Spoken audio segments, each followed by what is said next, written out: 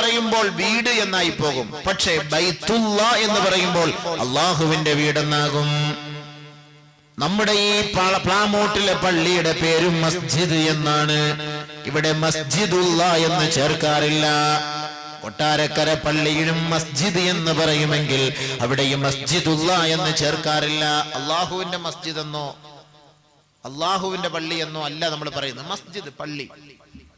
പക്ഷേ പരിശുദ്ധമായ കഅബ ശരീഫിനെ അള്ളാഹു വിശേഷിപ്പിക്കുന്നത് എങ്ങനെ?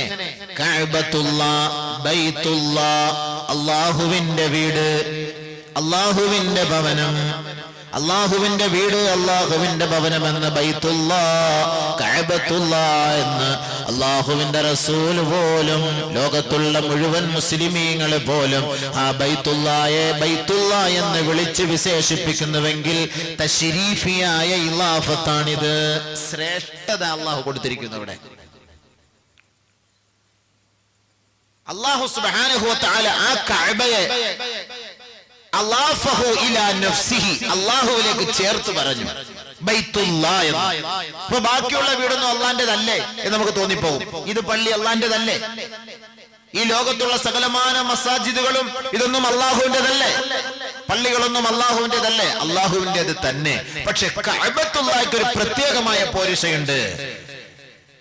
പ്ലാമോട്ടിലെ പള്ളിയിൽ ഒരു വഖത്ത് ഇമാമും ജമാഅത്തുമായി നാം നമസ്കരിച്ചാൽ 27 ദറജ മാത്രമാണ് കൂലിയെങ്കിൽ പരിശുദ്ധമായ കഅബയുടെ പൂമുഖത്ത് നീ ഇമാമും ജമാഅത്തുമായി നമസ്കരിച്ചാൽ 27 ലക്ഷം പ്രതിഫലമാണ്.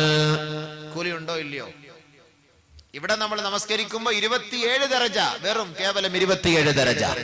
പരിശുദ്ധമായ കഅബ ശരീഫിൽ പോയി നമസ്കരിച്ചാൽ 27 ലക്ഷം ദറജ. നമ്മുടെ ഈ നാട്ടിലെ പള്ളിയിൽ ഒരാൾ പോയിരുന്നു കൊണ്ട് ഒരു റക്അത്ത് നമസ്കരിച്ചാൽ 1 ദറജയാണ് അവന് കൂലി നൽകപ്പെടുന്നതെങ്കിൽ പരിശുദ്ധമായ കഅബ ശരീഫിൽ പോയി 1 റക്അത്ത് നമസ്കരിച്ചാൽ 1 ലക്ഷം കൂലിയാണ് അവന് നൽകപ്പെടുന്നത്. പരിശുദ്ധമായ ഇവിടുത്തെ പള്ളികളിൽ ഒരു പ്രാവശ്യം ഒരാൾ പോയി ഖുർആൻ പാരായണം ചെയ്ത് പൂർത്തിയാക്കിയാൽ ഒരു ഖുർആൻ പൂർത്തീകരിച്ച ഖത്മ പൂർത്തീകരിച്ചതിന്റെ കൂലി മാത്രമാണെങ്കിൽ പരിശുദ്ധമായ കഅബ ശരീഫിൽ പോയി ഒരാൾ ഒരു പ്രാവശ്യം ഖുർആൻ ഖത്മ ചെയ്താൽ 1 ലക്ഷം ഖുർആൻ പൂർത്തീകരിച്ചതിന്റെ സവാബാണ്. ഈ നാട്ടിലെ പള്ളിയിൽ ഒരാൾ നമസ്കാരം കഴിഞ്ഞൊരു സാധുവിനെ കണ്ട് 1 രൂപ കൊടുത്ത് സഹായിച്ചാൽ 1 രൂപയുടെ ദറജയാണ്, കൂലിയാണ് അവന് നൽകപ്പെടുന്നതെങ്കിൽ പരിശുദ്ധമായ കഅബയുടെ പൂമുഖത്തിരിക്കുന്നവർക്ക് 1 റിയാൽ നൽകി നീ സഹായിച്ചാൽ 1 ലക്ഷം റിയാലിന്റെ കൂലിയാണ് അല്ലാഹു അവിടെ നിനക്ക് വേണ്ടി എഴുതുന്നത്. ഒരു സുബ്ഹാനല്ലാഹ് നിന്റെ നാട്ടിലെ പള്ളിയിൽ നീ ചൊല്ലിയാൽ, നിന്റെ നാട്ടിൽ വെച്ച് നീ ചൊല്ലിയാൽ, ഒരു സുബ്ഹാനല്ലാഹ് ചൊല്ലിയതിന്റെ കൂലിയാണ് എഴുതപ്പെടുന്നതെങ്കിൽ പരിശുദ്ധമായ കഅബയുടെ പൂമുഖത്ത് പോയിട്ട് നീ ഒരു സുബ്ഹാനല്ലാഹ് ചൊല്ലിയാൽ 1 ലക്ഷം സുബ്ഹാനല്ലാഹ് ചൊല്ലിയതിന്റെ സവാബ് അല്ലാഹു എഴുതും. അപ്പൊ അല്ലാഹ്ക്ക് കൂടുതൽ ഇഷ്ടം ആ കഅബയോടാണ്, ബൈത്തുള്ള. അതുകൊണ്ട് അല്ലാഹു തആല ആ കഅബയെ കൂടുതൽ സ്നേഹിച്ചുകൊണ്ട്, ആ കഅബയെ കൂടുതൽ പോരിശ നൽകിക്കൊണ്ട്, കൂടുതൽ തശ്രീഫ് നൽകിക്കൊണ്ട് അല്ലാഹുവിലേക്ക് തശ്രീഫ് ഇലാഫ, ഇലാഫത്തു തശ്രീഫി, തശ്രീഫിന്റെ ഇലാഫ അല്ലാഹുവിലേക്ക് ചേർത്തുകൊണ്ട് പറഞ്ഞു. അതാണ് അല്ലാഹു പറഞ്ഞത് അസ്സൗമു ലീ വ അനാ ജിസീ ബിഹി, നോമ്പ് എനിക്കുള്ളതാണ്, ഞാനാണ് അതിന് കൂലി നൽകുന്നത്. അതല്ലാതെ ബാക്കിയുള്ള അമലും അള്ളാന്റേതല്ല എന്നല്ല അതിന്റെ അർത്ഥം. അങ്ങനെ ആരും ധരിച്ചു പോകരുത്. എല്ലാ അമലും അള്ളാഹുവിനുള്ളതാണ്. പരിശുദ്ധ റമളാനിനെ കുറിച്ച്, നോമ്പിനെ കുറിച്ച് അല്ലാഹു സുബ്ഹാനഹു വ തആല ഖുർആനിൽ ഇറക്കിയ ഒരായത്ത്, ആ ആയത്താണ് നമുക്കിന്ന് ഇവിടെ ചർച്ചാ വിഷയം. യാ അയ്യുഹല്ലദീന كتب عليكم الصيام كما كتب على الذين من قبلكم لعلكم تتقون. അല്ലാഹു സുബ്ഹാനഹു വ തആല റമളാനിനെ കുറിച്ച് പറഞ്ഞ ഒരായത്ത്, യാ അയ്യുഹല്ലദീന ആമനൂ, സത്യവിശ്വാസികളെ, കുത്തിബ അലൈക്കും അലൈക്കുമുസ്സിയാം, നിങ്ങളുടെ മേൽ നോമ്പ് നിർബന്ധമാക്കപ്പെട്ടിരിക്കുകയാണ്. കമാ കുതിബ അലല്ലദീന മിൻ ഖബലികും, നിങ്ങൾക്ക് മുമ്പുള്ള സമുദായത്തിന്റെ മേൽ നോമ്പ് വ്രതം നിർബന്ധമാക്കപ്പെട്ടതുപോലെ ഏ സത്യവിശ്വാസികളെ, വിശ്വാസിനികളെ, നിങ്ങളുടെ മേലും നോമ്പ് നിർബന്ധമാക്കപ്പെട്ടിരിക്കുകയാണ്. എന്തിന്? അവിടെയാണ് ചോദ്യത്തിന് മറുപടി നൽകേണ്ടത്. എന്തിനാണ് അള്ളാഹു നോമ്പ് നിർബന്ധമാക്കിയത്? ഈത്തപ്പഴം തിന്നാനോ, കഞ്ഞി കുടിക്കാനോ, പയറ് തിന്നാനോ, പള്ളിയിൽ വന്ന് അടിയും വഴക്കം ഉണ്ടാക്കാനോ, ബഹളം ഉണ്ടാക്കാനോ? എന്തിനാണ് നോമ്പ്? റമദാനിന്റെ നോമ്പ് എന്തിന്? മറുപടി നിങ്ങൾ പറയും. അള്ളാഹു ചോദിക്കുന്നു ഇവിടെ, സത്യവിശ്വാസികളെ, സത്യവിശ്വാസിനികളെ, നിങ്ങളുടെ മുമ്പുള്ള സമുദായത്തിന്റെ മേൽ നാം നോമ്പ് നിർബന്ധമാക്കിയതുപോലെ നിങ്ങളുടെ മേലും നോമ്പ് നിർബന്ധമാക്കപ്പെട്ടിരിക്കുകയാണ്. എന്തിന്? അതിന് അള്ളാഹു തന്നെ മറുപടി നൽകുന്നു. ഇവിടെ നോമ്പ് പിടിച്ചാൽ നിങ്ങൾക്ക് ഞാൻ സ്വർഗം തരാമെന്ന് അള്ളാഹുവിടെ വാഗ്ദാനം ചെയ്തിട്ടില്ല ഈ ആയത്തിലൂടെ. എങ്കിൽ നിങ്ങൾ പറയണം. ആലിമ്യങ്ങൾ ഇരിപ്പുണ്ട് ഇവിടെ. ഈ ആയത്തിലൂടെ അള്ളാഹു സുബ്ഹാനഹു വ തആല നിങ്ങൾ നോമ്പ് പിടിച്ചാൽ നിങ്ങൾക്ക് ഞാൻ സ്വർഗം തരാം, നിങ്ങൾ നോമ്പ് പിടിച്ചാൽ നരകത്തിൽ നിന്ന് നിങ്ങൾക്ക് ഞാൻ മോചനം നൽകാം എന്ന് അള്ളാഹു സുബ്ഹാനഹു വ തആല ഇവിടെ പറഞ്ഞിട്ടില്ല. നിങ്ങൾക്ക് ഞാൻ കൂലി കൂട്ടിത്തരാം, നിങ്ങൾക്ക് ഞാൻ പദവി കൂട്ടിത്തരാം, നിങ്ങൾക്ക് ഞാൻ ഒരുപാട് നോമ്പ് വെച്ചതിന്റെ സവാബ് തരാം, ഇതൊന്നും അല്ലാഹു സുബ്ഹാനഹു വ തആല ഇവിടെ പറഞ്ഞില്ല. യാ അയ്യുഹല്ലദീന ആമനു, സത്യവിശ്വാസികളെ, കുത്തിബ അലൈക്കുമുസ്സിയാം, നോമ്പ് നിങ്ങളുടെ മേൽ നിർബന്ധമാക്കപ്പെട്ടിരിക്കുന്നു. കമാ കുത്തിബ അലല്ലദീന മിൻ ഖബ്ലിക്കും, നിങ്ങൾക്ക് മുമ്പുള്ള സമുദായത്തിന്റെ മേൽ നിർബന്ധമാക്കപ്പെട്ടതുപോലെ നിങ്ങളുടെ മേലും നോമ്പ് നിർബന്ധമാക്കപ്പെട്ടിരിക്കുന്നു. എന്തിന്? ആ ചോദ്യത്തിന് മറുപടിയാണ് നമ്മൾ കണ്ടെത്തേണ്ടത്. സഹോദരങ്ങളെ, മുസ്ലിമീങ്ങളെ, സഹോദരിമാരെ, റമളാനിനെ പ്രതീക്ഷിച്ചിരിക്കുന്നവരെ, റമളാനിന്റെ നോമ്പിനെ ആഗ്രഹിച്ചിരിക്കുന്നവരെ, ആ റമളാനിന്റെ നോമ്പ് വരവേൽക്കുന്നതിന് വേണ്ടി വീടും പരിസരവും ഒക്കെ വൃത്തിയായി ശ്രദ്ധിച്ച് ആ ഭാഗങ്ങൾക്ക് ശുദ്ധികലശം നടത്തിക്കൊണ്ടിരിക്കുന്നവരെ, എന്തിനാണ് നോമ്പ്, എന്തിനാണ് നോമ്പ് എന്നതിനെ കുറിച്ച് അല്പം ഒന്ന് ചിന്തിക്കും. അതാണ് നമ്മുടെ വിഷയം. അള്ളാഹു തന്നെ പറയുന്നു മറുപടി, ലഅല്ലകും തത്തഖൂൻ,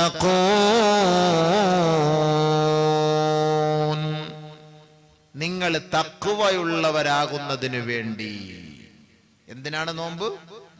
നിങ്ങൾ തഖ്വ ഉള്ളവരാകുന്നതിന് വേണ്ടി, ഭയഭക്തി ഉള്ളവരാകുന്നതിന് വേണ്ടി, അള്ളാഹുവിനെ പേടിക്കുന്നവരാകുന്നതിന് വേണ്ടി, പടച്ചവനെ ഭയക്കുന്നവരാകുന്നതിന് വേണ്ടി, മതബോധമുള്ളവരാകുന്നതിന് വേണ്ടി, മതനിഷ്ഠയുള്ളവരാകുന്നതിന് വേണ്ടി, യഥാർത്ഥ മുസ്ലിം ആകുന്നതിന് വേണ്ടി, പരിപൂർണമായ നിലയിൽ അള്ളാഹുവിനെ ഭയപ്പെടുന്നതിന് വേണ്ടി, സകലമായ വസ്തുക്കളുടെ മുന്നിൽ അള്ളാഹു അല്ലാതെ മറ്റാരുമില്ല എന്ന പരിപൂർണമായ വിശ്വാസം നിന്റെ ഹൃദയത്തിലേക്ക് തളച്ചു കയറുന്നതിന് വേണ്ടി നാം നിങ്ങളുടെ മേൽ നോമ്പ് നിർബന്ധമാക്കി.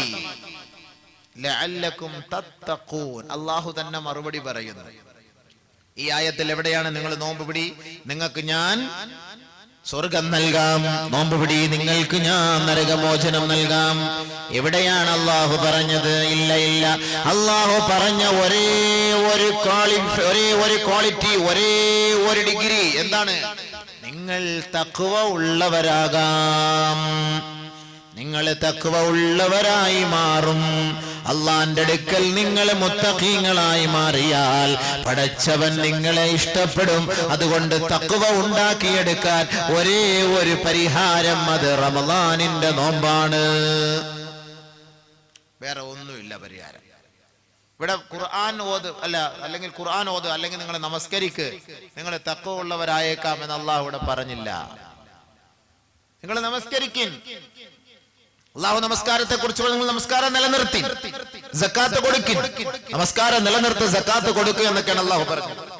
എന്നിട്ട് അള്ളാഹു പറഞ്ഞു, ഇന്ന സ്വലാത തൻഹാ അനിൽ ഫഹ്ശാഇ വൽ മുൻകർ, നീചവും നികൃഷ്ടവുമായ സകലമാന പ്രവർത്തനങ്ങളിൽ നിന്നും നമസ്കാരം തടുത്തു നിർത്തും.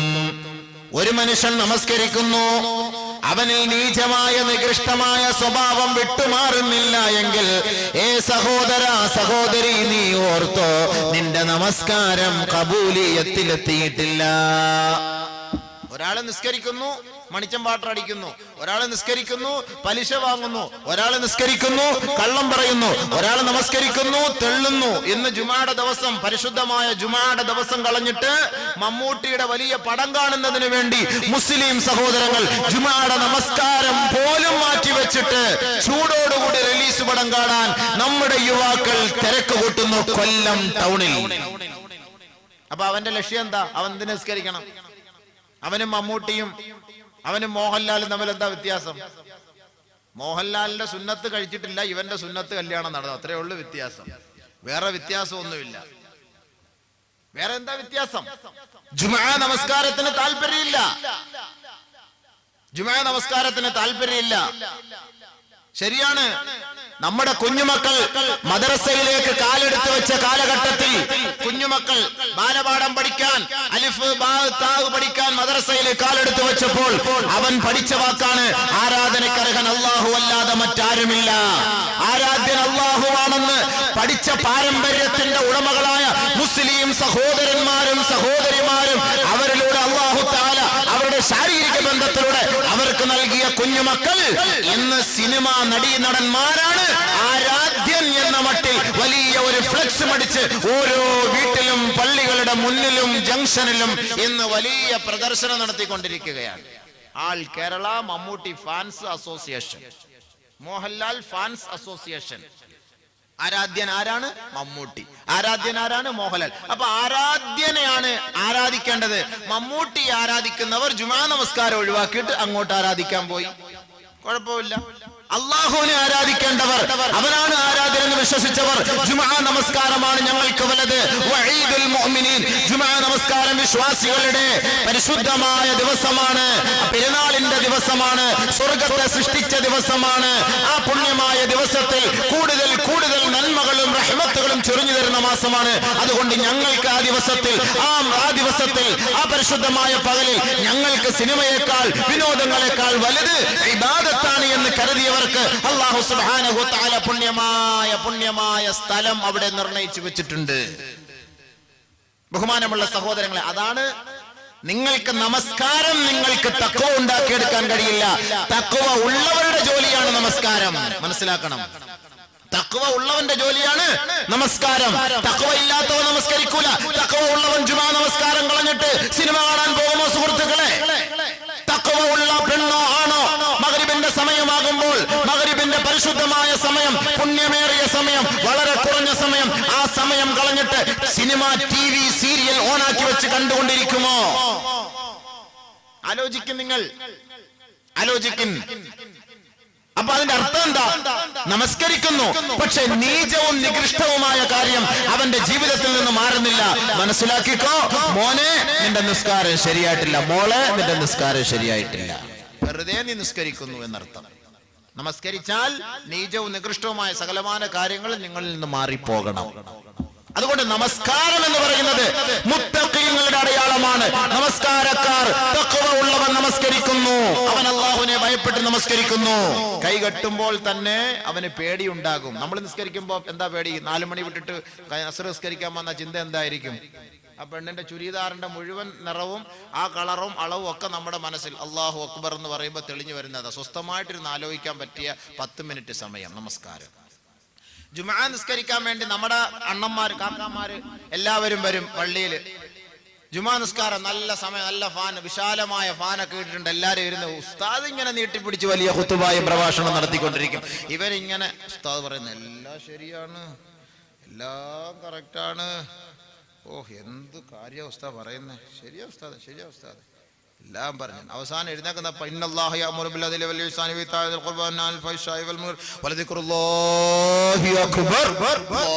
ചാടി പിടിച്ചോ എഴുന്നല്ലോ. അപ്പോഴാണ് സ്വസ്ഥമായി 20 മിനിറ്റ് ഉറങ്ങാൻ കിട്ടിയ സമയം. ജുമായി സ്വസ്ഥമായി 20 മിനിറ്റ് ഉറങ്ങാൻ. കാരണം കടയിരുന്ന ഉറങ്ങാൻ പറ്റില്ല, കസ്റ്റമർ വരുന്നു, അല്ലെങ്കിൽ സംസാരിക്കുന്നു, ചൂട്, കാര്യമില്ല, ബുദ്ധിമുട്ടാണ്. ആരുടെ ശല്യമില്ല. പള്ളിയിലാകുമ്പോൾ ആരും സംസാരിക്കാൻ വരുമല്ലോ. സ്വസ്ഥമായി മൊബൈലൊക്കെ ഓഫാക്കി വെച്ചിട്ട് പള്ളിയിലിരുന്ന് 1/2 മണിക്കൂർ ഉറങ്ങാൻ പറ്റിയ നല്ല സമയം. നോക്കിക്കോളൂ നിങ്ങൾ. ജുമായ്ക്ക് അടുത്ത ജുമായ്ക്ക് വരുമ്പോൾ നോക്കിക്കോളൂ എത്ര പേരാ ദിക്റിൽ, മുനാജാത്തിൽ നേരെ അള്ളാഹുമായിട്ട് അണ്ടർഗ്രൗണ്ടിലൂടെ അള്ളാഹുമായിട്ടുള്ള ബന്ധമാണ്. ഉസ്താദ് ഇവിടെ നീട്ടിപ്പിടിച്ച് വലിയ പ്രഭാഷണം.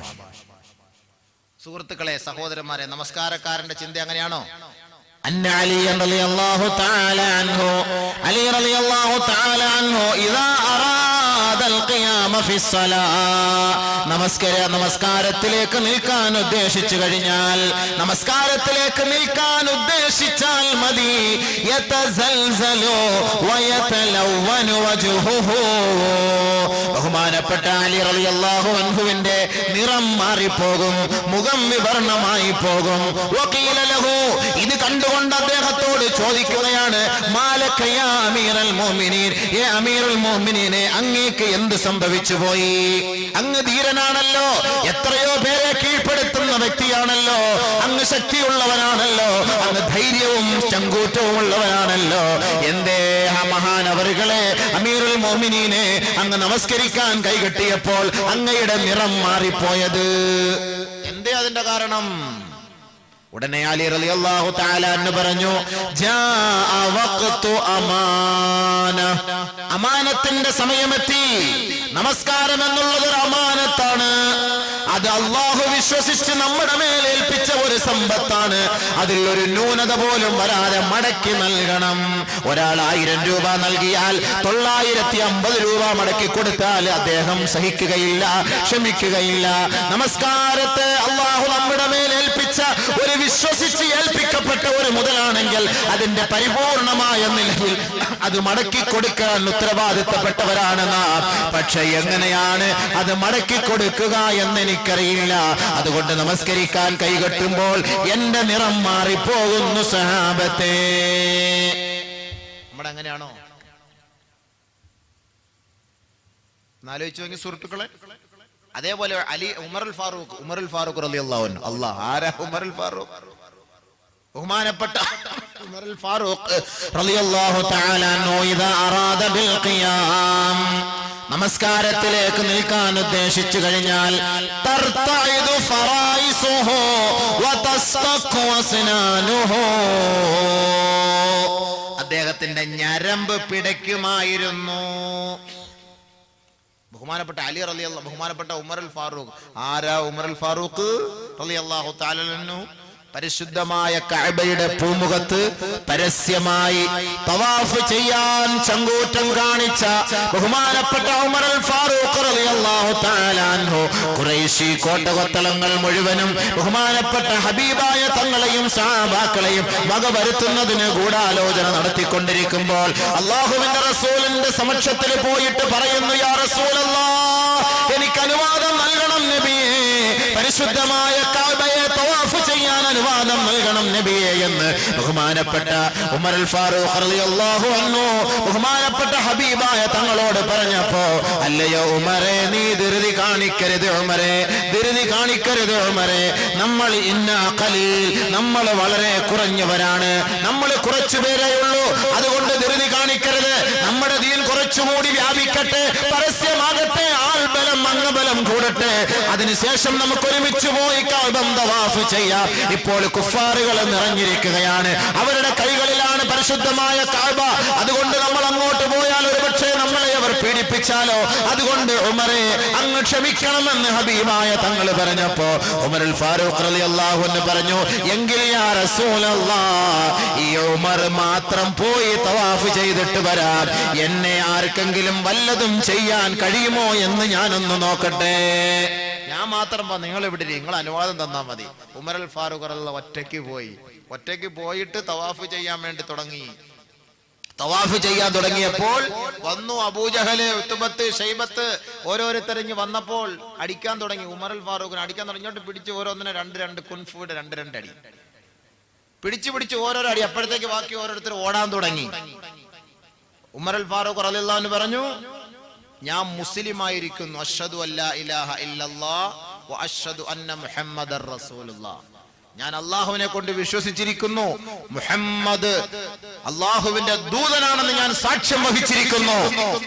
ഈ ഖുറൈശി കുടുംബത്തിൽ അതല്ലെങ്കിൽ ഈ മക്കക്കാരിൽ ആർക്കെങ്കിലും എന്റെ ഹബീബായ തങ്ങളെ അല്ലെങ്കിൽ എന്നെ അല്ലെങ്കിൽ എന്റെ സഹപ്രവർത്തകരെ വല്ലതും ചെയ്യാൻ കഴിയുമെങ്കിൽ തന്റെ ഇടമുള്ളവർ, ചങ്കൂറ്റമുള്ളവർ കടന്നുവാ. ബഹുമാനപ്പെട്ട ഉമറുൽ ഫാറൂഖിന്റെ വാക്കുകേട്ട് ആരെല്ലാം അടുത്ത് വരുമോ?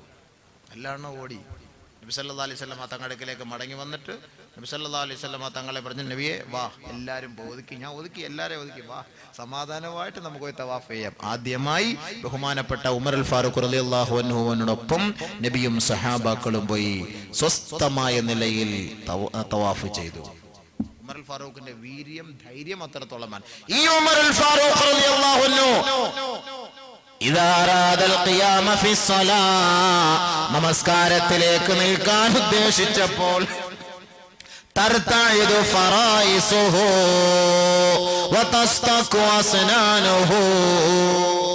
അദ്ദേഹത്തിന്റെ പല്ല് കൂട്ടിയിടിക്കാൻ തുടങ്ങി. തണുപ്പിൽ പല്ല് കൂട്ടിയിടിക്കുന്നത് പോലെ വിറയ്ക്കാൻ തുടങ്ങി. ഞരമ്പുകളൊക്കെ തെളിഞ്ഞു നിൽക്കാൻ തുടങ്ങി. വിറയൽ, ഒരു വല്ലാത്ത പേടി അനുഭവപ്പെടുമ്പോ ഇങ്ങനെ ഉണ്ടാകാറുണ്ടല്ലോ, സ്പന്ദനം കൂടും. എന്താണ്? എന്തേ അമീറുൽ മുഅ്മിനീനെ, അങ്ങ് വീരനാണല്ലോ, അങ്ങ് ധീരനാണല്ലോ, അങ്ങ് വീരശൂര പരാക്രമിയാണല്ലോ, പരസ്യമായി കഅബയുടെ പൂമുഖത്ത് പോയി തവാഫ് ചെയ്യാൻ ചെങ്കൂറ്റം കാണിച്ച അങ്ങ് നമസ്കാരത്തിലേക്ക് നിൽക്കുമ്പോൾ എന്തേ ഇങ്ങനെ ഭയപ്പെടുന്നത്? അമാനത്തിന്റെ സമയമെത്തിയിരിക്കുകയാണ്. ലാ അദ്രി കൈഫ ഉദ്ദിഹാ, അതെങ്ങനെ മടക്കി കൊടുക്കണമെന്ന് എനിക്കറിയില്ല. ഞാൻ മടക്കി കൊടുക്കുമ്പോൾ അതിൽ വല്ല ന്യൂനതകളും സംഭവിച്ചു പോയാൽ അള്ളാഹു അതെന്റെ മുഖത്തേക്ക് ചുരുട്ടിക്കൂട്ടി എറിയുമോ എന്ന് ഞാൻ ഭയപ്പെടുകയാണ്. നമസ്കാരത്തിന്റെ കാര്യം പറയുന്നത്, എന്റെ വിഷയം അതല്ല. പക്ഷെ എങ്കിലും ഞാൻ പറയാം, തഖ്വ ഉള്ളവരെ കൊണ്ട് ഇതൊക്കെ സാധിക്കും. നമ്മൾ നിസ്കരിക്കുമ്പോ അങ്ങനെയാണോ? ഉസ്താദ് ഏത് സൂറത്താ ഓതിയെന്ന് നിസ്കാരം കഴിഞ്ഞ് ചോദിച്ചാ ഏത് സൂറത്താന്നോ എന്തോ ഉസ്താദ് ഓതി, ഏതോ ഒന്ന് ഓതി. നിസ്കാരം കഴിഞ്ഞ് എന്നോട് ചോദിച്ചാൽ ഏത് സൂറത്താ ഉസ്താദ് ഓതിയത്? നമ്മുടെ നിസ്കാരം അതാ. 3 റക്അത്ത് ഉസ്താദ് നിസ്കരിച്ച് സലാം വീട്ടി, എല്ലാരും മറന്നു പോകും, ആരും ഓർത്ത് കാണൂല. നമ്മുടെ ഫിക്ർ എവിടെ? നമ്മുടെ ഫിക്ർ എവിടെ? ചിന്ത എവിടെ? ഇതാണ് നമ്മുടെ നമസ്കാരം. തഖ്വ ഉള്ളവർക്ക് ഇങ്ങനെ നിസ്കരിക്കാൻ കഴിയോ? തഖ്വ ഇല്ലാത്തവരുടെ ഈ നിസ്കാരം അശ്രദ്ധയായി പോകുന്നു. ബഹുമാനപ്പെട്ട ഒരു മഹാനായ പണ്ഡിതൻ, ബഹുമാനപ്പെട്ട അംർ ഇബ്നു ദർർ റളിയല്ലാഹു തആല അൻഹു, വഖഅത്തിൽ ആകിലതു ഫീ യദി അംർ ഇബ്നു ദർർ റളിയല്ലാഹു തആല അൻഹു, അംർ ഇബ്നു ദർർ റളിയല്ലാഹു തആല അൻഹു എന്ന മഹാന്റെ കയ്യിൽ അർബുദം ബാധിച്ചു പോയി. ഫഖാല ലഹുൽ അത്തിബാ, ഡോക്ടർമാർ അദ്ദേഹത്തോട് പറഞ്ഞു, ലാ ബുദ്ദ അൻ നഖ്തഅ യദക, അങ്ങയുടെ കൈ മുറിച്ചു മാറ്റാതെ മറ്റു മാർഗമൊന്നുമില്ല. ഫഖാല ലഹു, അപ്പോൾ അദ്ദേഹം പറഞ്ഞു, ഇഖ്തഉഹാ, നിങ്ങൾ മുറിച്ചു കളഞ്ഞോ, പ്രശ്നമൊന്നുമില്ല. അപ്പോൾ ഡോക്ടർമാര് പറഞ്ഞു, അന്ന് അനസ്തേഷ്യ ഒന്നുമില്ല. ലാ ബുദ്ദ അൻ നശുദ്ദക ബിർരിഹാൽ, അങ്ങയെ ഒന്ന് കെട്ടിയിട്ടാൽ മാത്രമേ മുറിച്ചു മാറ്റാൻ പറ്റുകയുള്ളൂ. ഖാല, അദ്ദേഹം പറഞ്ഞു, ലാ, അതിന് ഞാൻ അനുവദിക്കുകയില്ല. വലാകിൻ ഇദാ ശറഅതു ഫിസ്സലാത്തി ഫഖ്തഉഹാ, ഞാൻ നമസ്കാരത്തിലേക്ക് പ്രവേശിച്ചു കഴിഞ്ഞാൽ എന്റെ കൈ നിങ്ങൾ മുറിച്ചോ. എങ്ങനെ? നമസ്കാരത്തിലേക്ക് പ്രവേശിച്ചാൽ എന്റെ കൈ മുറിച്ചോ, അല്ലാതെ നിങ്ങൾ എന്നെ കെട്ടിയിട്ടിട്ടൊന്നും കൈ മുറിക്കാൻ നോക്കിയാൽ നടക്കുന്ന കാര്യമല്ല. ഇദാ ദഖല ഫിസ്സലാ, അദ്ദേഹം നമസ്കാരത്തിലേക്ക് പ്രവേശിച്ചപ്പോൾ ഫഖുതിഅത് യദുഹു, അദ്ദേഹത്തിന്റെ കൈ മുറിക്കപ്പെട്ടു. വലം യശൂർ, അദ്ദേഹം അറിഞ്ഞില്ല. അങ്ങനെയുണ്ട് നമസ്കാരം. അതാണ് നമസ്കാരം. അല്ലാഹു അങ്ങനെ നിസ്കരിക്കാൻ തൗഫീഖ് നൽകട്ടെ. അതാണ് നമസ്കാരം, അതാണ് ഖുശൂ, അതാണ് അല്ലാഹു തആല പറഞ്ഞത്, ഖദ് അഫ്ലഹൽ മുഅ്മിനൂൻ അല്ലദീന ഹും ഫീ സ്വലാത്തിഹിം ഖാശിഊൻ. മുഅ്മിനീങ്ങൾ വിജയിച്ചു, സത്യവിശ്വാസികൾ വിജയിച്ചു, നമസ്കാരക്കാരെ നിങ്ങൾ വിജയിച്ചു. ഏത് നമസ്കാരക്കാരാണവർ? അല്ലദീന ഹും ഫീ സ്വലാത്തിഹിം ഖാശിഊൻ, നമസ്കാരത്തിൽ തീർത്തും ഭയഭക്തിയോടെ നമസ്കരിച്ചവരായിരുന്നു അവർ. ഖുശൂഅോടെ ഖുളൂഅോടെ നമസ്കരിച്ച ആ നമസ്കാരക്കാർ വിജയം പ്രാപിച്ചു എന്ന് പരിശുദ്ധ ഖുർആൻ. വല്ലദീന ഹും അലാ സ്വലവാതിഹിം യുഹാഫിളൂൻ, നമസ്കാരത്തെ സൂക്ഷിക്കുന്നവർ, നമസ്കാരത്തിൽ വേണ്ടവണ്ണം ശ്രദ്ധ ചെലുത്തുന്നവർ, അവർ വിജയിച്ചു. അല്ലാഹു കൂട്ടത്തിൽ നമ്മളെ ഉൾപ്പെടുത്തട്ടെ. അതാണ് നമസ്കാരം. അപ്പൊ നമസ്കരിച്ചാൽ നിങ്ങൾ നിസ്കരിക്കാൻ വരീൻ, നിങ്ങൾ തഖ്വ ഉള്ളവരായേക്കാമെന്ന് അല്ലാഹു ഇവിടെ പറഞ്ഞിട്ടില്ല. നിങ്ങൾ നിസ്കരിക്കാൻ തഖ്വ ഉള്ളവരായേക്കാമെന്ന് പറഞ്ഞിട്ടില്ല. കാരണം നടക്കത്തില്ല. നടക്കോ? ജംഗ്ഷനിൽ നിന്ന് ഓടി വന്നിട്ട് കള്ളം പറഞ്ഞിട്ടായിരിക്കും ഓടി വന്ന നിസ്കാരത്തിന് സമയമാകുമ്പോൾ ഒന്നും എടുത്തിട്ട് നിസ്കരിക്കുന്നത്. കള്ളം പറഞ്ഞവന് നിസ്കരിക്കുന്നു, പലിശ വാങ്ങുന്നവനും നിസ്കരിക്കുന്നു, ഹറാമിന്റെ നോട്ടം നോക്കുന്നവനും നിസ്കരിക്കുന്നു, ഹറാമിന്റെ സംസാരം നടത്തുന്നവരും നിസ്കരിക്കുന്നു. ഇവരെല്ലാം നിസ്കരിക്കുന്നു. അപ്പൊ അള്ളാഹു അവിടെ അത് നിങ്ങൾ നിസ്കരിക്കിൻ, നിങ്ങൾക്ക് തഖ്വ ഉള്ളവരാക്കെന്ന് അള്ളാഹ് അവിടെ പറഞ്ഞില്ല. അള്ളാഹ് പിന്നെ അടുത്തത് പറഞ്ഞ എന്താ? നിങ്ങൾ ഖുർആൻ ഓതി നിങ്ങൾ തഖ്വ ഉള്ളവരായേക്കാം, അല്ലെങ്കിൽ നിങ്ങൾ തഖ്വയിൽ ഉള്ളവർ ജീവിതം നയിച്ചേക്കാം, നിങ്ങൾ ഹജ്ജിന് പോകുവിൻ, നിങ്ങൾ തഖ്വ ഉള്ളവരായി മാറിയേക്കാം. ഒന്നും അള്ളാഹ് പറഞ്ഞില്ല. അള്ളാഹ് പറഞ്ഞത് എന്താ? യാ അയ്യുഹല്ലദീന ആമനൂ കുതിബ അലൈക്കുമുസ് സിയാമു കമാ കുതിബ അലല്ലദീന മിൻ ഖബ്ലികും ലഅല്ലകും തത്തഖൂൻ. ഏ സത്യവിശ്വാസികളെ, നിങ്ങൾ മതഭക്തരാകണമോ തഖ്വയുള്ളവരാകണമോ മുത്തഖീകളായ യഥാർത്ഥ ദാസന്മാരും ദാസിമാരുമായി മാറണമോ, നിങ്ങൾ നോമ്പ് പിടിക്കുവിൻ, നിങ്ങൾ നോമ്പ് പിടിക്കുവിൻ. നോമ്പ് പിടിക്കുന്നതിലൂടെ നിങ്ങൾ തീർത്തും മതഭക്തനായി മാറിയേക്കും. നോമ്പ് പിടിക്കുക. എന്താ കാരണം? എന്താ കാരണം? എന്താണ് റമളാൻ ഇത്ര തിരക്ക് പള്ളിയിൽ? കഞ്ഞി കുടിക്കാനാണോ? ഒന്നുമല്ല. കഞ്ഞി ഇല്ലാതെ റമളാൻ നോമ്പ് പിടിച്ചു നോക്ക്, ആൾ വരുമല്ലോന്നറിയാം. ഏത് നിസ്കരിക്കാത്തവനും തൊപ്പിയും ജുബ്ബായും ഉടുപ്പും ഒക്കെ ആയിട്ട് നേരത്തെ കഴിവെക്കും. ഷഅബാൻ മാസത്തിന്റെ അവസാനത്തോടു കൂടി എല്ലാം കഴുകി റെഡിയാക്കി വെക്കും പള്ളിയിൽ വരാൻ വേണ്ടിയിട്ട്. നാളെ നോമ്പ് തുടങ്ങുവാണ്, പള്ളിയിൽ പോകണം, എല്ലാം കഴുകി റെഡിയാക്കി വെക്കും, എല്ലാം ക്ലീൻ ചെയ്ത് റെഡിയാക്കി വെക്കും. എല്ലാവരും റമളാൻ ഒരു പ്രത്യേക മഹത്വം, ബഹുമാനം. കച്ചവടക്കാരെല്ലാം പള്ളിയിൽ, അധ്യാപകരൊക്കെ പള്ളിയിൽ, വിദ്യാർത്ഥികളൊക്കെ പള്ളിയിൽ, വിദ്യാർത്ഥികൾ പള്ളിയിൽ, പള്ളി നിറച്ച് പിള്ളേർ ക്ലാസ് ഒക്കെ കട്ട് ചെയ്ത് പള്ളിയിൽ. അല്ലാത്ത ഒരു ഒക്കത്ത് പോലും ഒന്ന് കട്ട് ചെയ്ത് ഓരോസ്കരിക്കാൻ വന്ന ക്ലാസ് ക്ലാസ് ക്ലാസ് ക്ലാസ്. ഇതല്ലാത്ത സമയത്തെല്ലാം പള്ളിയിൽ പല പല യൂണിഫോം വേഷത്തിൽ കാലും വെച്ച് ഇങ്ങനെ പള്ളി കിടക്കുന്ന കാണാം ഓരോരോ കുട്ടികൾ. റമളാന്റെ മാസം ആകുമ്പോൾ എല്ലാം പള്ളിയിൽ. എന്താ ഇപ്പൊ നിങ്ങളിപ്പോ ഇത്ര പേര് പള്ളിയിൽ ഇത്ര തിരക്ക് പിടിക്കാൻ കാരണം എന്താ? ചെറുപ്പക്കാരെ ആദ്യം വിളിക്കും, നീ 2-3 മൊബൈലൊക്കെ കൊണ്ട് നടക്കുന്നതാണല്ലോ, നീ ഇപ്പൊ മൊബൈലൊന്നും വിളിയില്ല, മൊബൈൽ കാണുന്നില്ല. റമളാൻ മാസമായിട്ട് അവളെ എങ്ങാനും വിളിച്ച് നോമ്പ് ഫസാദാക്കണോ ഉസ്താദെ? ഞാൻ അതുകൊണ്ട് ഷഅബാനിന്റെ അവസാനത്തെ രാവിലെ സിം എടുത്തിട്ട് ഞാൻ പറഞ്ഞു, ഇനി മേലെ എന്നെ വിളിച്ചേക്കരുത്, സിം മാറ്റാൻ പോവാണ്, റമളാനാണ്, റമളാൻ കഴിഞ്ഞിട്ടേ ഇനി നമ്മൾ തമ്മിൽ സംസാരമുള്ളൂ. നിസ്കരിക്കുന്നവൻ പറയുമോ ഇങ്ങനെ? ഹജ്ജ് ചെയ്യാൻ പോകുന്നവൻ പറയുമോ? ഖുർആൻ ഓതുന്നവൻ പറയുമോ? നോമ്പ് പിടിച്ചവനായതുകൊണ്ടല്ലേ ആ ഒരു ചിന്ത അവനുണ്ടായത്. നോമ്പ് പിടിച്ചവനായത് കൊണ്ടാണല്ലോ ആ ചിന്ത ഉണ്ടായത്. ഇതാണ് തഖ്വ എന്ന് പറയുന്നത്. അവൻ സിമ്മ് മാറ്റാൻ തയ്യാറാകുന്നില്ലേ? ഇല്ലെങ്കിൽ അവൻ പറയൂലേ, ഇനി വിളിക്കല്ലേ, എന്നെ വിളിക്കല്ലേ, റമളാൻ റമളാൻ, നോമ്പ് നോമ്പ്. ഇനി വല്ലതും വിളിക്കാന്നെങ്കിൽ നമുക്ക് തറാവീഹ് കഴിഞ്ഞിട്ട് വിളിക്കാൻ, പ്രശ്നമൊന്നുമില്ല. പകൽ സമയത്ത് നമ്മുടെ നോമ്പ് നിങ്ങൾ ഫസാദാക്കാൻ നിൽക്കല്ലേ. കൂടുതലും ഉദ്യോഗസ്ഥർ ജോലിക്ക് ലീവ് എടുക്കുന്നത് റമളാനിന്റെ മാസത്തിലാണ്. എന്താ സാറേ നിങ്ങൾക്ക് മാസത്തിൽ ഒരു വർഷത്തിൽ എത്ര ലീവ് ഉണ്ട്? ഉസ്താദ ഞാൻ ആവശ്യത്തിന് എടുക്കൂല, കാരണം റമളാനിന്റെ മാസത്തിൽ എനിക്ക് ഓഫീസിൽ കിടന്ന് അവന് അതിന് കൂട്ടി നിൽക്കാനും ഇതിന് കൂട്ടി നിൽക്കാനും കൈക്കൂലി വാങ്ങാനും കൊടുപ്പിക്കാനും എഴുതാനും ഓരോ പെണ്ണുങ്ങൾ സാരിയൊക്കെ കൊടുത്തോണ്ട് വന്ന് കണ്ട നമ്മുടെ നോമ്പ് ഫസാദായി പോകും. അതിനേക്കാളും നല്ലത് നമുക്ക് റമളാനിൽ ഒരു 30 ദിവസം നോമ്പ് ലീവ് എടുത്തു കഴിഞ്ഞാൽ അൽഹംദുലില്ലാഹ് പള്ളിയായിട്ട് കഴിഞ്ഞുകൂടാം. നിസ്കാരമുള്ള ഉദ്യോഗസ്ഥനായിരിക്കും. എന്തേ ആ സമയത്ത് ഇത് പറയാത്തത്? ആ സമയത്ത് എന്തേ പറയാത്തത്? റമളാൻ മാസത്തിൽ പറയും അത് നമുക്ക് അങ്ങോട്ട് നോക്കാൻ വയ്യ, ഇങ്ങോട്ട് നോക്കാൻ വയ്യ. അതല്ലാത്ത സമയത്താണെങ്കിൽ ഫുലൂസും കൊണ്ടുപോകുമ്പോ വിരിപ്പിങ്ങനെ അടിയിലോട്ട് വെച്ചേക്കാം. റമളാൻ മാസത്തിൽ വാങ്ങിക്കാൻ പറ്റൂല, കൊടുക്കാൻ പറ്റൂല, എഴുതാൻ പറ്റൂല, കൂട്ടി നിൽക്കാൻ പറ്റൂല. അപ്പോൾ പറയും അതാണ് തഖ്വ. അപ്പോൾ റമളാനാണ്, നോമ്പാണ്, നോമ്പാണ്. അതാണ് തഖ്വ, സൂക്ഷ്മത. കച്ചവടക്കാരൻ റമളാൻ മാസത്തിൽ കച്ചവടം ചെയ്യുമ്പോൾ ഒരു റേറ്റ്, റമളാൻ അല്ലാത്ത മാസത്തിൽ കച്ചവടം ചെയ്യുമ്പോൾ ഒരു റേറ്റ്. അതെന്താ? ഇതിനിപ്പോ നീ എന്താ വില? ഇതിപ്പോ 15 രൂപ കിലോ വെണ്ടയ്ക്ക. 15 രൂപ ഉണ്ട്. അതാണ് റമളാൻ മാസം, ഞാൻ കള്ളം പറയത്തില്ല. റമളാൻ അല്ലാത്ത മാസമായിരുന്നു ഞാൻ കള്ളം പറഞ്ഞേ തന്നെ പറയൂ. റമളാൻ മാസമാണ് ഞാൻ കള്ളം പറയില്ല, റമളാൻ മാസമാണ്. കറക്റ്റാ, ശരിയാണ്, കള്ളം പറയത്തില്ല. എന്താണ് അവിടെ? സൂക്ഷ്മത, തഖ്വ. അതാണ് തഖ്വ എന്ന് പറയുന്നത്. നമസ്കാരം ഉള്ളവനെ കൊണ്ടത് കഴിയില്ല. നോമ്പുകാരൻ അവൻ സ്വമേധയാ അവൻ പറയാണ് സൂക്ഷിക്കണം, സൂക്ഷിക്കണം. റോഡിലൂടെ പെണ്ണ് പോകുന്നു. ആർക്കും ആഗ്രഹമില്ലാത്തത്? എല്ലാവർക്കും ആഗ്രഹമുണ്ട്. പക്ഷെ പോകുമ്പോ റമദാൻ മാസം ഡേ നോക്കല്ലേ, നോമ്പ് നോമ്പ് നോമ്പ്, ശരിയാ,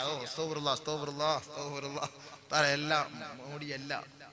എന്തോരത് ജീവിതത്തിൽ ഭൂകമ്പം ഉണ്ടായാൽ പോലും തലേ തുണിയിടാത്ത പെണ്ണ് റമദാൻ മാസം ആകുമ്പോഴത്തേക്ക് എവിടുന്നെങ്കിലും ഒരു കൂറ ഓയിൽ മേടിച്ചോണ്ട് വന്ന് എല്ലാം കഴുകി തൂത്ത് പടച്ചവനെ അത് ഇട്ടുകൊണ്ട് ഇങ്ങനെ പോകുന്ന കണ്ടു കഴിഞ്ഞാൽ പടച്ചവൻ താഴോട്ട് നോക്കി കഴിഞ്ഞാൽ മുകളിലോട്ട് നോക്കുന്നത് നോമ്പ് തുറക്കുന്ന സമയത്താണ്. ഭയങ്കര അതവ്, ജീവിതത്തിൽ നമ്മൾ കണ്ടിട്ടില്ലാത്ത അതവ്. എന്തുകൊണ്ട്? റമദാൻ മാസത്തിലെ നോമ്പ് എല്ലാം പൂട്ടി അങ്ങ് വെക്കും. ടി വി എല്ലാം എപ്പോഴാ തുറക്കുക? സഹറിന്റെ സമയത്ത്. ഹലോ അസ്സലാമു അലൈക്കും. സഹർ നോമ്പ് നല്ല സുന്ദരമായ സമയത്ത്, ബർക്കത്തായ മുബാറക്കായ സമയത്ത്, അത്താഴം കഴിക്കുന്ന സമയത്ത്, നിങ്ങൾ തഹജ്ജുദ് എഴുന്നേറ്റ് 2 റക്അത്ത് തഹജ്ജുദ് നിസ്കരിച്ച് ദുആ ചെയ്യേണ്ട സമയത്ത് ടി വി കൊണ്ടുപോയി നമ്മൾ ഡൈനിങ് ഹാളിൽ കൊണ്ടുവച്ചിരിക്കും. കാരണം എന്താ? അങ്ങോട്ട് നോക്കി തിന്നോണ്ടിരിക്കുക, അവരിങ്ങോട്ട് ചോദിക്കുന്നതിന് മറുപടി നൽകി തിന്നോണ്ടിരിക്കുക. സഹർ തിന്നുക, ഇടയത്താഴം തിന്നുക. ഇവന്റെ നോമ്പ് എങ്ങനെ കബൂലാകും? ടി വി എല്ലാം സീരിയലെല്ലാം മാറ്റി വെക്കും. പടച്ചവനെ, ഒരു മാസം വേണമെങ്കിൽ വിളിച്ചു പറയും, 1 മാസത്തേക്ക് ദയവ് ചെയ്ത് നിങ്ങൾ അതൊന്നും ഇപ്പൊ സംപ്രേഷണം ചെയ്യല്ല, ഇതൊന്ന് കഴിഞ്ഞോട്ടെ. സിനിമ പിടിച്ചു വെക്കുമല്ലോ. സിനിമ കഴിഞ്ഞ റമദാനിൽ, കഴിഞ്ഞ അങ്ങേ റമദാനിൽ ഹിറ്റ് സിനിമ. റമദാൻ മാസത്തിൽ ഓണം, ഈ വർഷം ദാ ഓണം വരുന്നു. നിങ്ങൾ നോക്കിക്കൊള്ളീൻ ബഹുമാനമുള്ള സഹോദരങ്ങളെ, മുസ്ലിം സമുദായത്തെ പരിഗണിച്ചുകൊണ്ട് റിലീസ് ചെയ്യുകയില്ല. കാരണം എന്താ? കാക്കാമാര് കാണുകയില്ല, നമുക്ക് നഷ്ടമായി പോകും. അതുകൊണ്ട് റമദാൻ കഴിഞ്ഞ ഉടനെ അങ്ങോട്ട് റിലീസാക്കിയാൽ ആ 30 ദിവസത്തെ ബർക്കത്തോടുകൂടി അവർ വന്ന് കാണുമ്പോ അതിനൊരു പ്രത്യേക ദറജ കൂടുതലാണ്. നിങ്ങൾ നോക്കിക്കോ, കഴിഞ്ഞ റമദാനിൽ ഓണം വന്നിട്ടില്ല. അപ്പൊ നോക്ക്, ഭൂരിപക്ഷം ആരെ പരിഗണിച്ചുകൊണ്ടാണ് സിനിമ പോലും ഇവിടെ പ്രദർശിപ്പിക്കുന്നത്? ബഹുമാനമുള്ള സഹോദരങ്ങളെ, റമദാൻ മാസമാകട്ടെ, ബിവറേജസ് കോർപ്പറേഷനിലെ കണക്കുകൾ നിങ്ങൾ പോയി പരിശോധിച്ചു നോക്കുവിൻ. ബിവറേജസ് കോർപ്പറേഷനിലെ മാനേജർമാര് പറയുന്നത് റമദാൻ കഴിഞ്ഞാലേ ഞങ്ങൾക്ക് വല്ലം കിട്ടുള്ളൂ, ഇപ്പം വെറും നക്കാപ്പിച്ച മാത്രമേ കിട്ടുന്നുള്ളൂ. 27-ാം രാവ് കഴിയണം, ഞങ്ങളുടെ ബിസിനസ്സിൽ കുറച്ച് ശതമാനം കൂടണമെങ്കിൽ. ആരാപ്പോ അതിന്റെ പിന്നില്? ഇതിന്റെ പിന്നില്? ഞാൻ പറയുന്ന ആളല്ല, ഞാൻ ഒരുപാട് കണക്കുകൾ തിരക്കി പഠിച്ചു വെച്ചിട്ടുണ്ട്. ഓരോ സഹോദരങ്ങളും വന്ന് പറയും. കഴിഞ്ഞ സാമ്പത്തിക വർഷത്തിൽ കേരളം കുടിച്ചു തീർത്തത് 5000 കോടി രൂപയുടെയാണ്. 5000 കോടി രൂപ ഒന്നുമില്ല. 5000 രൂപ കാണാനുള്ള തൗഫീഖ് ഉണ്ടോ നമുക്ക്? പിന്നെ 5000 കോടി ഇത് എവിടെ കൊണ്ട് അടച്ചു വെക്കും? എല്ലാം കൂടെ ഇത് മൊത്തം കുടിച്ചു തീർത്തൊക്കെയാണ്. റമദാൻ മാസമാകുമ്പോൾ അവൻ അങ്ങോട്ട് മാറ്റി വെക്കും. എന്തുകൊണ്ട്? തഖ്വ. ഒരു ചെറുപ്പക്കാരൻ ജോലി ചെയ്യാൻ പുറത്തേക്ക് പോയി. അവനും അവന്റെ ഭാര്യയും മാത്രമാണ് അവൻ വീട്ടിൽ താമസിക്കുന്നത്. ജോലി ചെയ്ത് ക്ഷീണിച്ച് അവശനായി, ഉച്ച സമയം കഴിഞ്ഞ് 2 മണിയായി. ദാഹിച്ച് വിശന്ന് റമദാനിന്റെ നോമ്പും പിടിച്ച് ക്ഷീണിച്ച് വരികയാണ്. അവന്റെ വീട്ടിന്റെ അകത്തളത്തിൽ ഫ്രിഡ്ജിനകത്ത് ശീതള പാനീയമുണ്ട്. അവന്റെ ഭാര്യ മാത്രമേ ഉള്ളൂ. ഇവനാ ഫ്രിഡ്ജ് തുറന്ന് വെള്ളമെടുത്ത് കുടിച്ചാൽ അവന്റെ ഭാര്യ പുറത്തു പറയുകയില്ല, മറ്റാരും കാണുകയുമില്ല. പക്ഷേ നോമ്പുകാരനായ ക്ഷീണിച്ചു പോയ ഒരു ചെറുപ്പക്കാരൻ അവൻ വീട്ടിലേക്ക് കയറി വന്നാൽ അവൻ ഫ്രിഡ്ജിലെ തണുത്ത വെള്ളം കുടിക്കാൻ അവൻ തയ്യാറാകുമോ? എത്ര ക്ഷീണിച്ച് വന്നോട്ടെ, 2-3 ഷാർജ ജ്യൂസ് ഒറ്റ ശ്വാസത്തിന് കുടിക്കുന്നവരായിക്കൊള്ളട്ടെ, നോമ്പും പിടിച്ചിട്ട് കച്ചവടം കഴിഞ്ഞിട്ട് ക്ഷീണിച്ചു വരുമ്പോ നമ്മൾ വന്നിട്ട് വെള്ളം കുടിക്കാൻ നിൽക്കുമോ? ആരുമില്ല വീട്ടില്. നീ ഭാര്യയില്ലാന്ന് വെച്ചോ, ആരുമില്ല എങ്കിലും നമ്മൾ തണുത്ത വെള്ളം കുടിക്കാനോ ഒരു ജ്യൂസ് കുടിക്കാനോ തയ്യാറാവുകയില്ല. ഇതാണ് തഖ്വ. ഒളിഞ്ഞും തെളിഞ്ഞും അള്ളാഹുവിനെ രഹസ്യത്തിലും പരസ്യത്തിലും ഭയപ്പെടാൻ ഒരേ ഒരു മാധ്യമം മാത്രമേ ഉള്ളൂ. അത് പരിശുദ്ധമായ നോമ്പ് മാത്രമാണത്. രഹസ്യമായ ഇബാദത്ത്. ഇവൻ വീട്ടിനകത്ത് ഇരുന്നാലും പിന്നെന്താ ചെയ്യാ? ഒരു പക്ഷേ വന്നാല് ഓടി വന്ന് കുറച്ച് വെള്ളമൊക്കെ ഒഴിച്ച് ഒരു തുണിയൊക്കെ ഇട്ട് ഫാനൊക്കെ ഇട്ട് ഇച്ചിരി സമാധാനത്തിന് വേണ്ടി ക്ഷീണത്തിന് പരിഹാരം കാണും. അതല്ലാതെ വെള്ളം കുടിക്കൂല. രോഗിയായാൽ പോലും ആശുപത്രി പോയി മരിക്കാൻ പോയാലും ഒരു വെള്ളം തരട്ടെന്ന് പറഞ്ഞാൽ എനിക്ക് വേണ്ട, എനിക്ക് വേണ്ടെന്ന് പറയാം. മരിക്കാൻ പോവാന്നേക്കെ നമുക്കത് ഒഴിവാക്കാം സുഹൃത്തുക്കളെ, അതൊന്നും സമ്മതിക്കൂല. ഓ വേണ്ട വേണ്ട വേണ്ട, അല്ലോ തുപ്പല് വിഴുങ്ങൂലല്ലോ. വല പിടിക്കാൻ ഈ നോമ്പ് പിടിക്കാൻ തുടങ്ങിക്കഴിഞ്ഞാൽ ഉള്ള തുപ്പല് മുഴുവൻ ശേഖരിച്ച് അങ്ങോട്ട് വെക്കും. പടച്ചവനെ ബസ്സിനകത്ത് കയറാൻ തുടങ്ങിയിടം മുതൽ തുപ്പല് ശേഖരിച്ച് വെക്കും. കൊട്ടാരക്കര ടൗണിൽ ചെല്ലുമ്പോൾ പുളുക്കോന്നും പറഞ്ഞ ഒരൊറ്റ തുപ്പ് 1 ലിറ്റർ കാണും എല്ലാം കൂടെ. പരിസരത്ത് നിൽക്കുന്ന ട്രാഫിക്കുകാരൻ്റെ, അവൻ്റെ ഷൂസില്, അവൻ്റെ പാൻറ്റില്, അടുത്ത നാട്ടിൽ കൂടെ പോകുന്ന എല്ലാം കൂടെ 1 ലിറ്റർ തുപ്പല്. റമദാൻ ആയിക്കഴിഞ്ഞാൽ പിന്നെ തുപ്പലിന്റെ മാസമാണ്. പള്ളി ചെരുപ്പ്, നല്ലൊരു ചെരുപ്പ് കൊണ്ടിട്ട് പള്ളിക്കാർ തിരിച്ചു വന്നപ്പോ എന്താ മാർബിളി തെന്നുന്നത് പോലെ ചെരുപ്പിട്ടപ്പോ. എന്താ സുഹൃത്തുക്കളെ ഇത്? ഇങ്ങനെ എന്തിനാ തുപ്പണത്? ഈ തുപ്പല് വിഴുങ്ങിയാ നോമ്പ് മുറിഞ്ഞു പോവോ? നഖം വെട്ടിയ നോമ്പ് മുറിഞ്ഞു പോവോ? മുടി വെട്ടിയത് മുടി വെട്ടല്ലേ നോമ്പ് മുറിഞ്ഞു. അപ്പൊ നമ്മൾ ഈ കത്രിക വെച്ച് മുറിക്കുന്ന ഒരു സാധനമായി നോമ്പെന്ന് തോന്നുന്നു. മുറിയുന്ന സാധനം. നോമ്പ് മുറിക്കാൻ മുടി വെട്ടല്ലേ നോമ്പ് മുറിയും, നഖം മുറിക്കല്ലേ നോമ്പ് മുറിയും. ഇതൊക്കെ നമ്മൾ അങ്ങോട്ട് തീരുമാനിക്കുന്ന കാര്യങ്ങളാണ് സുഹൃത്തുക്കളെ, സഹോദരങ്ങളെ. അതൊന്നുമില്ല. അല്ലാഹു തആല നമ്മുടെ ശരീരം നിലനിർത്തുന്നതിന് വേണ്ടി നമുക്ക് തന്നിരിക്കുന്ന നീരാണ് ഉമിഴ്നീര്. അത് നമുക്ക് കുടിക്കാം, അതിറക്കുന്നുണ്ട്, കുഴപ്പമില്ല. ഇനി വലിയ കഫം, അതൊക്കെ ഇങ്ങോട്ട് കാർക്കിച്ച് തുപ്പി ശേഖരിച്ച് വെച്ചിട്ട് അത് വിഴുങ്ങലാണ് പ്രശ്നം. അത് ഒഴിവാക്കുക. അതല്ലാതെ ഉമിഴ്നീര് നമുക്ക് അല്ലാഹു തആല നമ്മുടെ ശരീരത്തിന്റെ ആരോഗ്യത്തിന് വേണ്ടി തരുന്നത്, അതെല്ലാം കൂടെ ശേഖരിച്ച് വെച്ച് നിങ്ങൾ തുപ്പി സ്ഥലം മലീമസമാക്കല്ലേ. ആ നോമ്പിന്റെ ഭവ്യതയെ നഷ്ടപ്പെടുത്തല്ലേ, നാട്ടുകാരെ കൊണ്ട് പറയിക്കല്ലേ. സ്കൂളിലൊക്കെ പിള്ളേർ പഠിക്കാൻ പോയ കുട്ടികൾ അറിയില്ല, പറഞ്ഞു വിടും വീട്ടിൽ നിന്ന്, മോനെ തുപ്പല് വിഴുങ്ങല്ലേടാക്കളെ, തുപ്പല് വിഴുങ്ങല്ലേ എന്ന് പറഞ്ഞാ വിടും ഇവിടുന്ന്. അവൻ ഇതെല്ലാം കൂടെ പിടിച്ചു വെച്ച് സാറിന്റെ മോന്തയ്ക്കോട്ടായിരിക്കും അവസാനം തപ്പി വിടുന്നു. ഒരിക്കലും അങ്ങനെ ചെയ്യല്ലേ മക്കളെ, നിങ്ങൾ അങ്ങനെ ചെയ്യണം. നിങ്ങൾ വിഴുങ്ങിക്കോ തുപ്പല്, പക്ഷെ എല്ലാം കൂടെ ശേഖരിച്ച് വെച്ചിട്ട് ഒന്ന് വിഴുങ്ങാലോ എന്ന് ഓർത്തൊക്കെ, അങ്ങനെയൊക്കെയാണ് അതിന് നോമ്പിന് പ്രശ്നമായി മാറുന്നത്. നമ്മൾ റമദാനിനെ കാത്തു സൂക്ഷിക്കണം, മറ്റുള്ളവർക്ക് ഒരു വേദന ഉണ്ടാക്കുന്ന അവസ്ഥയാക്കി കളയരുത്. അമുസ്ലിം സഹോദരങ്ങൾ പോലും നോമ്പ് പിടിക്കുന്നവരുണ്ട്. അമുസ്ലിം സഹോദരങ്ങൾ, സിനിമാ നടന്മാർ നോമ്പ് പിടിക്കുന്നവരുടെ പേര് എനിക്കറിയാം. പിന്നെ മുബാറക്ക മജ്ലിസ് അവരുടെ പേര് പറയാൻ എനിക്ക് താല്പര്യമില്ല. കൊല്ലവുമായി ബന്ധമുള്ള സിനിമാ നടന്മാർ നോമ്പ് പിടിക്കുന്നവരുണ്ട്. കൊല്ലത്തൊരു സഹോദരന്റെ വീട്ടിൽ വന്ന് നോമ്പ് മുറിക്കുന്നു. എത്രയോ ഡോക്ടർമാർ, ഹിന്ദു സഹോദരങ്ങൾ, ഹിന്ദു സഹോദരിമാർ പരിപൂർണമായ റമദാനിന്റെ 30 നോമ്പ്. ഈ അടുത്ത സമയത്ത് കായംകുളത്തുള്ള ഒരു ഡോക്ടറിനെ ഞാൻ കണ്ടു. അദ്ദേഹം റമദാനിനെ കുറിച്ച് ഇങ്ങനെ പറഞ്ഞു. അദ്ദേഹം പറഞ്ഞു, ഞാൻ നോമ്പ് പിടിച്ചു കൊണ്ടുപോകും, ഞാനല്ലാതെ ബാക്കി ആരും നോമ്പ് പിടിക്കൂല വീട്ടിൽ. എങ്കിൽ ഞാൻ ഒരുപക്ഷെ ഉറങ്ങിപ്പോയാൽ 3 മണിയാവുമ്പോ എന്റെ ഭാര്യ എന്നെ വിളിച്ചുണർത്തും, എനിക്ക് ആഹാരം തരും, ഞാനത് കഴിച്ചിട്ട് കിടക്കും. ഞാൻ പട്ടിണിയായിട്ട് പോയി കായംകുളത്ത് പോയി ജോലി കഴിഞ്ഞ് മടങ്ങി വരുന്ന സമയത്ത് ട്രെയിനിൽ വെച്ചായിരിക്കും നോമ്പ് തുറക്കുന്ന സമയം. പക്ഷെ ഞാൻ ഒന്നും കഴിക്കില്ല, ഞാൻ തിരിച്ച് വീട്ടിൽ വന്ന് 9 മണി ആ സമയത്ത് ഞാൻ കഴിക്കുള്ളൂ. ഞാൻ പറഞ്ഞു, നിങ്ങൾ നോമ്പ് മുറിക്കും, ഒരു കാരക്ക മേടിച്ചു വെച്ചോളി, ആ സമയത്ത് നിങ്ങൾ നോമ്പ് തുറക്ക്, എന്നിട്ട് പിന്നീട് നിങ്ങൾ വീട്ടിൽ വന്ന് കഴിച്ചോളി. ബഹുമാനമുള്ള സഹോദരങ്ങളെ, അമുസ്ലിം സഹോദരങ്ങൾ പോലും ആദരിക്കുന്നു. തൊപ്പിയിട്ടുകൊണ്ട് അമുസ്ലിം സഹോദരന്റെ കടയിൽ പോയി ഒരു നാരങ്ങ വെള്ളം ചോദിക്കാമോ ആർക്കെങ്കിലും? നമുക്ക് ലജ്ജ കാണുകയില്ല. ഗോപാലൻ ചോദിക്കും, അല്ല കാക്ക നിങ്ങൾക്ക് നോമ്പില്ലേ? അതെ, എനിക്ക് സുഖമില്ലാത്ത കാര്യം. പിന്നെ സുഖമില്ലാത്ത ആള് രഹസ്യമായി ആഹാരം കഴിക്കും. സുഖമില്ലാത്ത ആള് നോമ്പ് പിടിക്കാൻ കഴിയില്ല. അവൻ നോമ്പുകാരനെ പോലെ കഴിഞ്ഞുകൂട്. നീ രോഗിയാണെന്ന് എല്ലാവർക്കും അറിയാം, പക്ഷെ ആ മാസത്തെ ബഹുമാനിക്ക്, ആ ദിവസത്തെ ആദരിക്ക്. നീ രഹസ്യമായി വീട്ടിൽ നിന്ന് ആഹാരം കഴിക്ക്, അതാണ് വേണ്ടത്. ഇനി ഒരു രോഗിയായ സഹോദരൻ ആഹാരം കഴിക്കുന്നത് കണ്ടാൽ നമ്മൾ കണ്ട മാതിരി നടിക്കരുത്, തിരിഞ്ഞു കളഞ്ഞേക്കണം, അറിയാത്ത മട്ടിലിരുന്നേക്കണം. കാരണം രോഗിയായിരിക്കും, അല്ലെങ്കിൽ മറ്റെന്തെങ്കിലും അസ്വസ്ഥത കാണും. നമ്മൾ അദ്ദേഹത്തെ കണ്ട് പരിഹസിക്കാനോ കളിയാക്കാനോ നിൽക്കണ്ട. നമ്മൾ അറിയാത്ത മട്ടിൽ കഴിഞ്ഞുകൂടണം സുഹൃത്തുക്കളെ. അതാണ് നമുക്ക് വേണ്ടത്. നമ്മൾ ചോദ്യം ചെയ്യാൻ പോണ്ട. പിന്നെ പരസ്പരം ചോദിക്കാം, നോമ്പാണോ? അതെന്തിനു ചോദിക്കാൻ പോണത്? രഹസ്യമായ ഒരു ഇബാദത്താണ് നോമ്പ്. രഹസ്യമായ ഇബാദത്ത് അള്ളാഹ്ക്ക് ഏറ്റവും കൂടുതൽ ഇഷ്ടമാണ്. അതുകൊണ്ടാണ് നോമ്പിനെ അള്ളാഹു ഏറ്റവും കൂടുതൽ തൃപ്തിപ്പെടുന്നതും ഇഷ്ടപ്പെടുന്നതും. കാരണം രഹസ്യമായ ഇബാദത്താണ് റമളാനിന്റെ നോമ്പ്. ബഹുമാനമുള്ള സഹോദരങ്ങളെ, അതുകൊണ്ട് അല്ലാഹു സുബ്ഹാനഹു വ തആല നമ്മുടെ ശരീരത്തിന് ആരോഗ്യത്തിന് വേണ്ടി തന്നിരിക്കുന്ന കാര്യങ്ങളൊക്കെ നമുക്ക് ചെയ്യാം. അതല്ലാതെ കണ്ട അനാവശ്യമായ കാര്യങ്ങളും നാട്ടുകാർ പറയുന്നതൊന്നും കേട്ടിട്ട് നിങ്ങൾ നോമ്പിനെ ഇട്ടടങ്ങാറാക്കാൻ നിൽക്കല്ലേ. തഖ്വ എന്ന് പറയുന്നത് അതാണ്.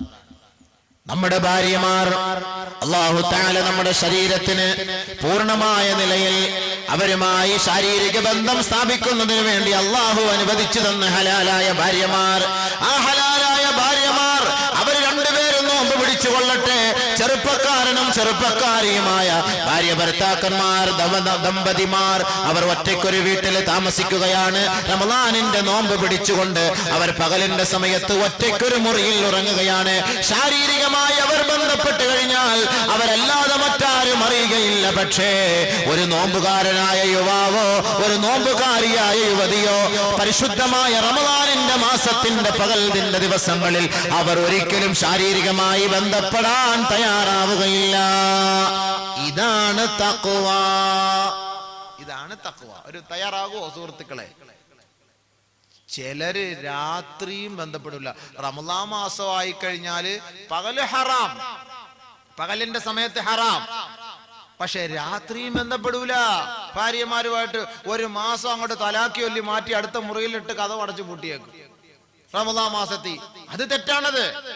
أحل لكم ليلة الصيام الرفث إلى نسائكم هن لباس لكم وأنتم لباس لهن. നിങ്ങൾക്ക് രാത്രി അവരുമായിട്ട് ബന്ധം പുലർത്താം, കുഴപ്പമില്ല, തെറ്റില്ല. പരിശുദ്ധ ഖുർആൻ നോമ്പ് പിടിക്കുന്ന സമയത്ത് മാത്രമാണ് അനുവദനീയമല്ലാത്തത്. നോമ്പ് മുറിച്ചു കഴിഞ്ഞാൽ നിങ്ങൾക്കിതെല്ലാം അനുവദനീയമാണ്.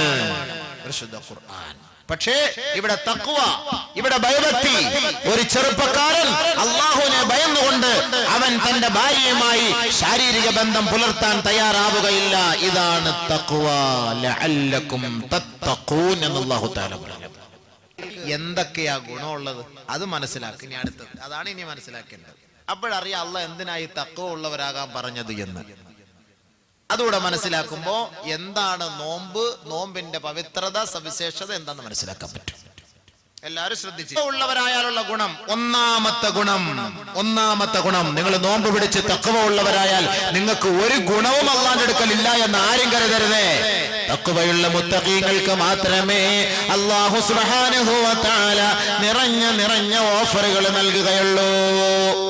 ഒന്നാമത്തെ ഓഫർ, തഖ്വയുള്ള മുഅ്മിനെ, മുത്തഖിയായ മനുഷ്യ, നോമ്പുകാരനായ മുത്തഖിയെ, അല്ലാഹു നിനക്ക് നൽകുന്ന ഒന്നാമത്തെ ഓഫർ, മുത്തഖീങ്ങൾക്ക് വേണ്ടി അല്ലാഹു നൽകുന്നത് ഒന്ന്, അന്നജാതു മിനശ്ശദാഇദ്. എല്ലാ പ്രതിസന്ധി ഘട്ടങ്ങളിലും അല്ലാഹുവിന്റെ രക്ഷ അവർക്കുണ്ടാകും. ആർക്ക്? മുത്തഖീങ്ങൾക്ക്. ഞാൻ ചോദിക്കുക ഇടയ്ക്കിടയ്ക്ക്, അപ്പൊ നിങ്ങൾ പറയണം മുത്തഖീങ്ങൾ. ഏത് മുത്തഖീങ്ങൾ? ലഅല്ലകും തത്തഖൂൻ. അല്ലാഹു തആല പറഞ്ഞു നോമ്പ് പിടിച്ചാൽ നിങ്ങൾ തഖ്വ ഉള്ളവരായേക്കാം എന്ന് പറഞ്ഞ മുത്തഖീങ്ങൾക്ക് അല്ലാഹു നൽകുന്ന വാഗ്ദാനമാണ്. ഓഫർ. ഓണകാലത്ത് ഓഫർ കാണും, ബക്രീദിന് ഓഫർ കാണും, ചെറിയ പെരുന്നാളിന് ഓഫർ കാണും. ഒരുപാട് ഓഫർ. 40 രൂപയ്ക്ക് ചെയ്താൽ 80 രൂപയ്ക്ക് സംസാരിക്കുക, 80 രൂപയ്ക്ക് ചെയ്താൽ 20 രൂപയ്ക്ക് സംസാരിക്കുക എന്നൊക്കെ പറഞ്ഞ് ഓഫർ വരുമല്ലോ. തല തിരിഞ്ഞൊക്കെ വരും. അതിലൊന്നും വശംവദരായി പോകണ്ട. നിങ്ങളൊന്ന് ചെയ്ത് നോക്ക്, 2 ദിവസം കഴിഞ്ഞ് നോക്കി ഒരു പൈസയും കാണൂല. ഇങ്ങനെയൊക്കെ ഓഫറുകൾ കാണും. ഇതൊക്കെ കള്ള ഓഫർ. ഒറിജിനൽ ഓഫർ ദാ അല്ലാഹു ചെയ്യുന്നു. മുത്തഖീങ്ങളായി മാറിയാൽ, തഖ്വ ഉള്ളവരായി മാറിയാൽ അല്ലാഹു നൽകുന്ന ഒന്നാമത്തെ ഓഫർ, അന്നജാതു മിനശ്ശദാഇദ്. എല്ലാ പ്രശ്നങ്ങളിൽ നിന്നും, എല്ലാ പ്രതിസന്ധികളിൽ നിന്നും അല്ലാഹുവിന്റെ സഹായം, അവന്റെ രക്ഷയുണ്ടാകും. ഇത് മുത്തഖീങ്ങൾക്ക് മാത്രമുള്ള ഓഫറാണ് കേട്ടോ. ലഅല്ലകും തത്തഖൂൻ എന്ന് അല്ലാഹു വെറുതെ അല്ല പറഞ്ഞതെന്ന് ഇപ്പൊ ഓർത്തോളി. ഇവിടെ അല്ലാഹു ഒരു വാഗ്ദാനം ആദ്യം ചെയ്തിട്ടില്ല. നീ തഖ്വ ഉള്ളവനായി മാറ്, എന്നിട്ട് ഞാൻ പിന്നെ എന്താ വേണ്ടെന്ന് വെച്ചാൽ തരാം. അങ്ങനെ തഖ്വ ഉള്ളവനായാൽ ഒന്നാമത്തെ ഓഫർ, എല്ലാ പ്രശ്നത്തിനും പരിഹാരം. ആരാണ് നിന്നെ സ്യൂട്ട് ചെയ്യാൻ വന്നാല് ഞാൻ ആ കാര്യം ഏറ്റെടുത്തു കൊള്ളാം. പരിശുദ്ധ ഖുർആൻ. തംസസ്കും ഹസനതുൻ തസൂഹും وإن تصبكم سيئة يفرحوا بها وإن تصبروا وتتقوا لا يضركم كيدهم شيئا إن الله بما يعملون محيط.